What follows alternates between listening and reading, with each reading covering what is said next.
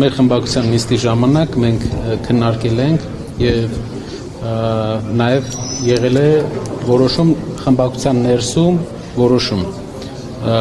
որը բաժանված է երկու մասի, խմբակցության մեջ որոշման եւ նաեւ այն պատասխանը, որ մենք պետք է տանք։ Եվ այդ պատասխանը տրվել է, շնորհակալ եմ։ Իսկ տեղափոխությունը Էդգար Ղազարյանի ինչով էր պայմանավորված, դուք այսպես մտածել եք, որ ավելի ԿՊԱ-կանների թիրախում է հայտնվում Էդգար Ղազարյանը այդ վերջնամասում նստելուց տարել եք ավելի հետ, ինչով էր պայմանավորված։ Ինչ ռիսկ կար տեղը։ Դա քարտուղարին հարցրեք, իր որոշումներն։ Կարապետյան, բայց ձեր առավոտյան դեպատուցի ժամանակ նշեցիք, որ հետաքրքիր է լինելու, նաև ձեր ելույթի վերաբերյալ հետաքրքրություն է այդտեղ որներ։ Ասեմ, սիրելի հայրենակիցներ, ելույթը թվերը շատ կարևոր թվեր էին։ Ուրեմն Հայաստանի տնտեսական ամբողջ աճը այսօր մենք ելույթով ցույց տվեցինք, որ երկու բանից է կախված. պետական պարտքից, որը 2.5 տրիլիոն է եղել, եւ մարդկանց վարկերից, որը էլի 2.5 տրիլիոնի կարգի է եղել։ Այսինքն 5 տրիլիոն աճ է ունեցել մեր երկիրը Փաշինյանի կառավարության շրջանում, որից 2.5-ը պետական պարտքն է, 2.5-ը ժողովրդի վարկերն են նոր աճը վարկերի։ Սա ամենակարևոր բանն է։ Իհարկե մարդկանց հետաքրքրությունների առումով հնարավոր է երբեմն այդ էքստրեմը ավելի գրավի, բայց դուք մի բան նկատեք, տնտեսությունը առանց վարկերի գրեթե չի աճել 8 տարում։ Իսկ դա գիտեք ինչ է նշանակում։ Վարկերը մի հատ հատկություն ունեն, որ իրանց պետք է հետո փակես։ Մենք գտնվում ենք տնտեսության, պղինձը թանկ է,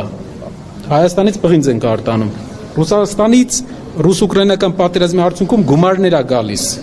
Դեռ լավ վիճակ է, քանի որ երկու լավ բան է տեղի ունեցել, կարելի է ասել, ու վատ հումանիտար առումով, տնտեսական առումով ռուս-ուկրաինական պատերազմի հարցը, տնտեսական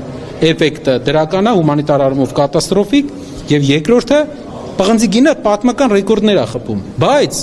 մեր երկիրը շարունակում է պարտք վերցնել ու գրեթե ամբողջ աճը էս ինչ տեսնում ենք ժողովուրդ, ինչ տեսնում ենք։ Վարկա, կեսը ժողովրդի, կեսը պետության, չկա տակը գյուղատնտեսությունը անկում է ապրում։ Պարոն Կարապետյան, ներողություն մի հարց, պարոն շարունակում եք պարոն Ղազարյանի հայտարարությունը խնդրարույց համարել, թե ոչ։ Մենք Պարոն Կարապետյան, դուք մենք ներկայացրեցինք մեր մոտեցումը, կարծում եմ մեր մոտեցումով ամեն ինչ ասված է։ Կարապետյան, ներողություն էլ երեխեք։ Պարոն Կարապետյան, Պարոն Ղազարյան։ Ներողություն, պարոն Բառացի չեք ասում, պարոն։ Ներողություն խնդրի, թե ոչ պարոն Ղազարյան։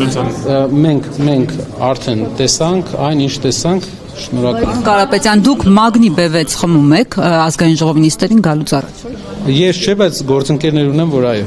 Ոնց է ձեր նյարդերը դիմանում, երբ որ ձեր առջև կանգնած, ձեր թիմակցին ընդհանուր առհասարակ շատ վիրավորական եւ կոշտ բառապաշարով խոսում են, մատ թափ տալով, չգիտեմ, ասում են ազգային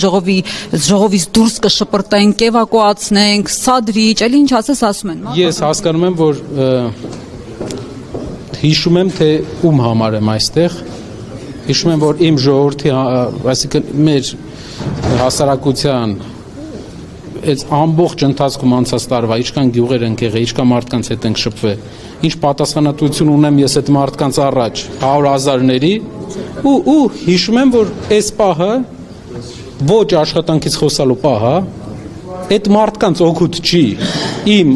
ժամանակը, որ իրանք ինձ գործուղել են այստեղ ու հասկանում եմ, որ առաջնահերթությունը մարդկանց կյանքի վրա ազդեցությունն է,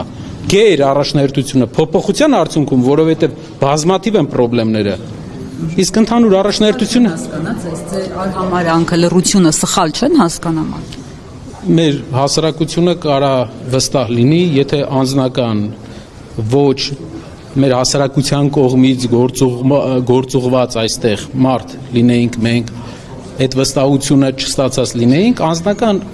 խնդիրները լուծելը չեմ կարծում, որ մարդ կկասկածի, որ շատ հեշտ կարող եմ խնդիրների տեղային լուծումներ տալ, դրական։ Բայց կարծում եմ, որ առաջնայինը մեր մարդկանց կյանքի բարելավումը, հիշենք ինչի համար ենք մենք ստեղ եկել ու լուրջ վերաբերվենք մեր աշխատանքին, լուրջ վերաբերվենք ինչի համար ենք ստեղ։ Գիտեմ թվերը ձեզ հետաքրքիր չի, բայց թվերը շատ վախենալու են։ Պարոն Ղազարյանի հետ կապված դուք որևէ մոտեցում կամ իր դիրքորոշումները, հայտարարությունները փոխելու կամ իրեն ինչ որ հորդոր եղել է ֆրակցիայի։ Արդեն նշեցի, կարծում եմ ինքը կներկայացնի, ինքը խնդրել է որ այդ հարցով ինքը միայն ներկայացնի։ Պարոն Կարապետյան, իսկ եթե չընդունեն հանձնաժողովների ձեր առաջարկած թեկնածուներին, դուք ունեք պլան B, պլան G, ինչ գործողություններ եք անում։ Կորոշենք։ Պարոն Կարապետյան, երկու օր առաջ դուք երկրորդ ադրբեջանցիների մեղրի սահման այցելության վերաբերյալ էլեկտրասյուների տեղադրման հնարավորության մասին երեք Փաշինյանը դրան անդրադարձավ եւ նշեց, որ սենսացիա եք դարձրել, բայց դրա վերաբերյալ օրինակ հայկական կողմը հաղորդագրություն է տալիս եւ ընդհանրապես դա նորմալ է երկու երկրների համար, նաև նշեց Հայաստանի մասով, որ արևային առաջնային մենք ինֆորմացիան ստացանք ժողովրդից, ժողովուրդը ուժեղ Հայաստան կուսակցության երկու ոնց որ այցելությունների պահեր կարող եք ճշտել երկու ամիս առաջ ժողովուրդը ահազանգում էր ուժեղ Հայաստան կուսակցությանը եւ մտահոգություններ էր հայտնում, որ ադրբեջանցիներ աշխատանքների ինչ որ ուսումնասիրություն են կատարում մեր հայրենիքի այդ հատվածում։ Վերջին հարցը թիմերի վերաբերյալ, քանի որ դուք նշել եք, որ առաջադրելու եք տեխնատուներ, դուք արդեն որոշում ունեք, որ համայնքում Գյումրիում, Արթիկում, Աբովյանում դուք արդեն որոշել եք տեխնատուներ։ Մի քանի համայնքում ունենք, մի քանի համայնքում դեռ որոշումների փուլում է։